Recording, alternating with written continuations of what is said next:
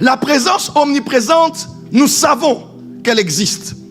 La présence par le Saint-Esprit, nous en sommes conscients. Le Saint-Esprit témoigne à nos esprits que nous sommes dorénavant enfants de Dieu. Car quiconque est conduit par l'Esprit de Dieu est fils de Dieu. Maintenant, la présence qu'on appelle la présence manifeste, révélée, celle-là, nous la voyons, celle-là, nous la ressentons.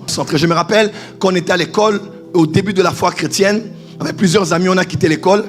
On est allé prier chez un ami qui habitait à 10 minutes de l'école, à pied. On arrive là, assoiffé de Dieu, du Saint-Esprit, ayant des livres en main, parlant des expériences de Benny Hinn et des autres. On s'est dit, on veut aussi vivre la gloire de Dieu. Et on a prié ce jour-là jusque vers 16h, 17h, 18h.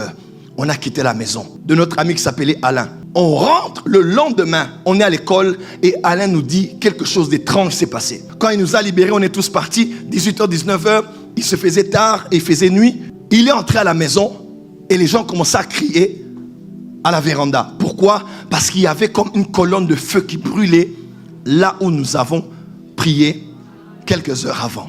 On appelle ça la présence manifeste, la présence concentrée de Dieu. C'est cette présence, des fois qu'on est là, on peut la ressentir. On sent le feu, la chaleur, les tremblements, les larmes coulent de tes yeux. C'est la présence manifeste de Dieu. Et généralement, quand on parle de la présence de Dieu, on fait souvent à l'allusion de cette présence vue et cette présence sensationnelle.